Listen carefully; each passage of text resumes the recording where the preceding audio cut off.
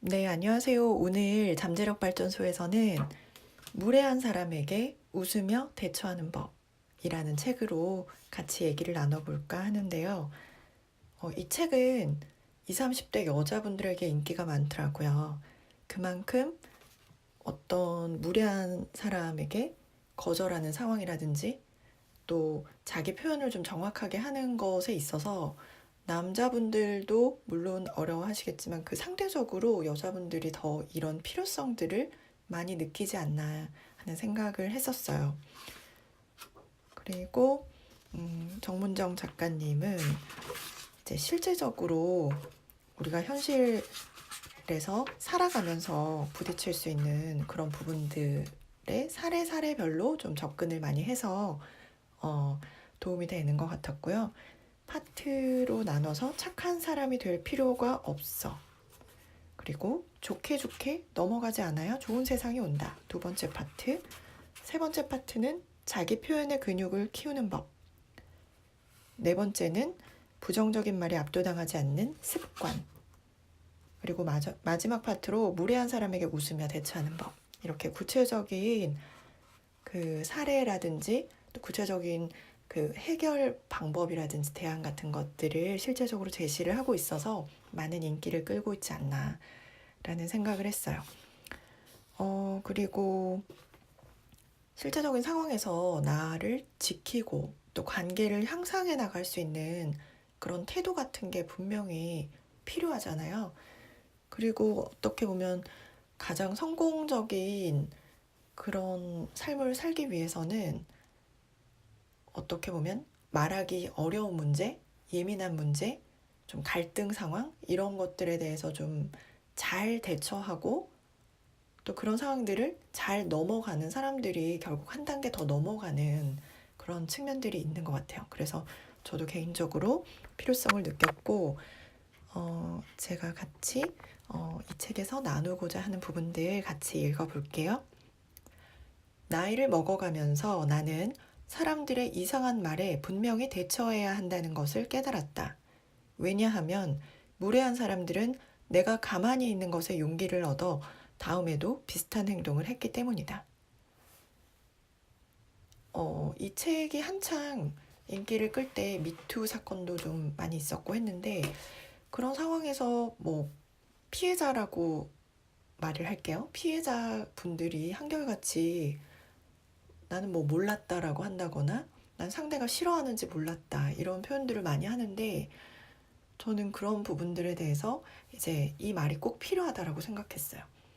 내가 분명하게 대처하지 않을 때 상대는 정말 그걸 그냥 당연하게 여길 수도 있겠다. 그리고 오히려 용기를 얻어서 다른 사람에게 더 비슷한 행동을 할 수도 있겠다라는 생각을 하게 됐고 결국 그런 상황들이 계속해서 벌어졌기 때문에 그런 미투 사건을 이렇게 일으키는 그런 피해자가 여러 명을 그런 상황에 놓게 힘든 상황에 놓게 할 수 있지 않았나라는 생각도 했거든요. 그래서 제가 여기에 대해서 좀 적절한 비유로 어떤 책에서 읽었던 부분이 있는데 골목대장 비유였어요. 그러니까 골목대장이 왜 아이들 막 괴롭히잖아요. 근데 이렇게 괴롭힐 때 한 번씩 이렇게 뭐 괴롭힘을 당할 수 있을 텐데 이제 그 골목대장한테 미친 것처럼 막 이렇게 응대를 하는 사람이 있단 말이죠. 정말 죽을 힘을 다해서 막 덤비는 그런 친구가 있다고 예를 들면 그 친구가 이제 한 번, 두 번 이렇게 완전 그 누가 봐도 힘이 세고 뭐 그런 사람인데 이렇게 끝까지 자기가 이제 있는 힘을 다해서 덤벼준단 말이죠. 결국 뭐 골목대장한테 맞거나 뭐 그렇게 되긴 되겠지만 한두 번 그렇게 하면 골목대장은 이제 그 목숨 걸고 자기한테 덤비는 애를 건드리지 않는데요. 그리고 그냥 만만하게 편한 그런 사람들을 그런 친구들을 괴롭히러 가는 게 더 편하다는 거죠. 그만큼 그 골목대장 아이에게 그 목숨 걸고 뛰어들었던 그 친구처럼 행동하는 그런 태도도 나 자신을 지키는 방법인 것 같아요. 내가 하고 싶은 일을 할 수 있게 되는, 괴롭힘을 당하지 않는 나쁜 무례한 그런 사람들로부터 나를 지키는 방법 중에 하나가 아닐까. 내가 이렇게 골목대장을 제압해서 뭘 한다기보다 더 이상 나를 이제 건드리지 않는, 만만하지 않은 그런 상대가 되는 것만으로도 승산이 있다는 거죠.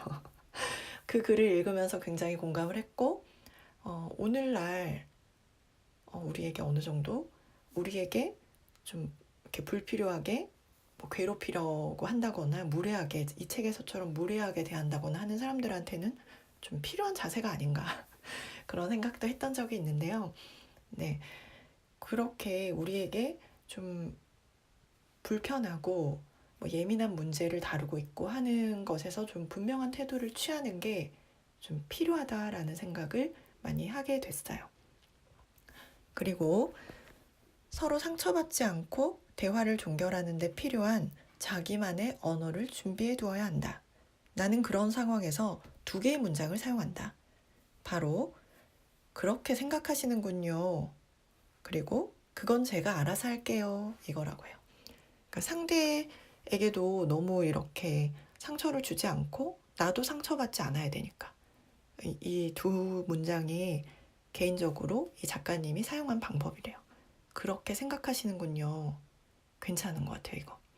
아, 그렇게 생각하시네요. 이렇게 하면, 아, 상대편은 그렇게 생각하시네요. 저는 그렇게 꼭 생각해야 되는 건 아니니까, 저한테도, 나한테도 이렇게 선을 넘어오지 않고, 그리고 상대의 의견도 존중할 수 있는 그런 문장이네요. 그죠?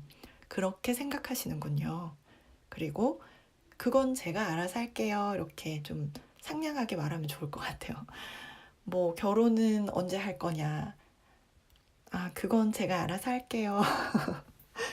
꼭 소개팅도 시켜주지 않는 사람들이 그런 말 많이 하잖아요. 그리고 결혼을 하면 아이는 언제 낳을 거냐? 그건 저희가 알아서 할게요. 이렇게 부드럽게 말하면 좀 더 도움이 되겠죠. 그러니까 그렇게 생각하시는군요. 그건 제가 알아서 할게요. 이거를 좀 상황에 맞게 잘 활용하면 좋겠다라는 생각이 들었었어요. 그리고 마지막으로 재능이 있고 없고가 중요한 게 아니고 스스로 있다고 생각하는 그 믿음이 중요한 거다. 이 문장이 저는 와닿았거든요. 끝에 가서 결국 여러 해 동안 굉장히 어려운 시간을 겪다가 끝에 가서 이렇게 성공하시는 분들을 보면 재능이 있고 없고가 중요한 게 아니라 스스로 자기한테 재능이 있다고 믿는 믿음이 있었기 때문에 그때까지 버틸 수 있었다라는 생각이 들더라고요. 근데 대부분 사람들은 내가 재능이 있을까 하는 회의나 의심을 하기 때문에 이렇게 노력을 해보다가 중간에 그냥 접거나 포기를 하거나 다른 길로 가게 되거나 하는 경우가 많잖아요. 근데 그게 빛을 발하든 발하지 않든 이게 돈이 되든 안 되든 정말 10년 동안 집요하게 그 일을 이렇게 계속 꾸준히 포기하지 않고 했던 사람들은 10년이 넘고 20년이 넘으면 결국은 빛을 발하게 되고, 그리고 설사 빛을 발하지 않더라도 자기가 원하는 일을 하면서 살고 있더라고요. 그래서 이 문장이 정말 와닿는 부분이 있었어요. 재능이 있고 없고가 중요한 게 아니고 그거를 스스로 있다고, 재능이 있다고 생각하는 그 믿음이 중요한 거다. 그 문장이 정말 저한테 와닿아서 이 문장을 같이 나눠보고 싶었습니다. 무례한 사람에게 웃으며 대처하는 법.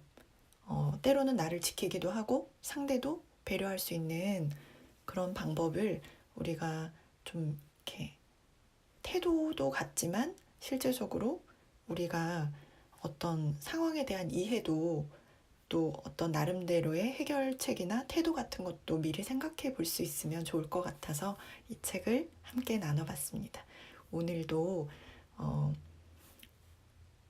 바른 태도로, 그리고 다른 사람들에게 배려를 받으면서 내가 원하는 일들을 해나가면서 잠재력을 더 끄집어낼 수 있는 그런 하루가 되시기를 간절히 기도하는 마음으로 방송 마치겠습니다. 감사합니다.